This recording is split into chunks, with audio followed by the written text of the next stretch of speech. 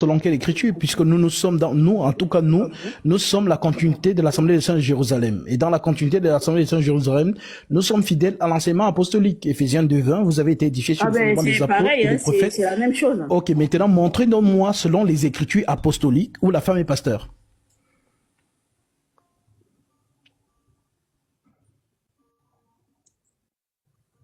Parmi les apôtres, il n'y avait pas, Jésus n'a pas choisi de femme comme pasteur. Alors, je vous pose donc la question, puisque nous avons donc hérité l'enseignement des apôtres sur la recommandation du Seigneur Jésus, Jean chapitre 17, verset 20. Je ne prie pas seulement pour eux, mais encore pour tous ceux qui croiront en moi par leurs paroles. Alors, les apôtres nous ont enseigné des paroles, ils nous ont donné des lettres, et nous sommes fondés sur ces lettres-là. Je vous ai cité ici 2 Thessaloniciens 2:15, ainsi donc frères, demeurez fermes.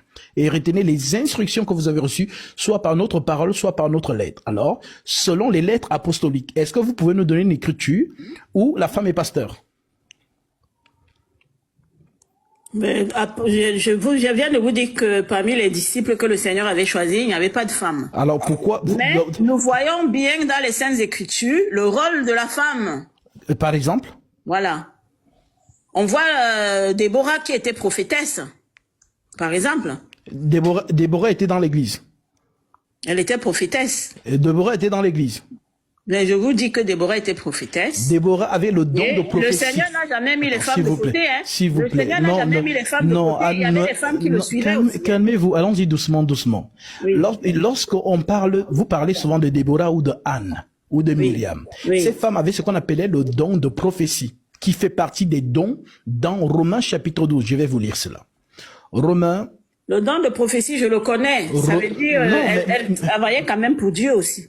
C'est un don. C'est-à-dire que dans le corps du Christ, nous sommes les membres du corps. Et aucun membre du corps de Christ n'est infonctionnel. Tous les membres de Christ fonctionnent. Et donc, dans ces membres-là, ce que la main fait, c'est ce qu'on appelle don. Ça veut dire que, par exemple, il y a des sœurs qui ont le don de prophétie.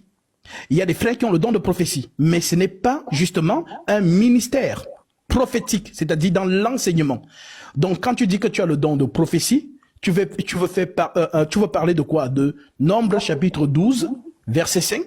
Donc, dans ce don-là, il y a des sœurs en Christ qui l'ont, mais elles ne sont pas justement, elles n'ont pas le ministère de la parole. On va dire ça comme ça. Maintenant, c'est le pourquoi je voulais vous lire Romains chapitre 12, verset 6 qui vous dit, puisque nous avons donc des dons différents, selon la grâce qui nous a été accordée, que celui qui a le don de prophétie l'exerce selon l'analogie de la foi. Donc le don de prophétie, justement, c'est ce don-là que le Seigneur manifeste dans l'Église, justement, comme sentinelle, pour voir des choses dans le monde spirituel et l'annoncer justement à l'Assemblée des Saints.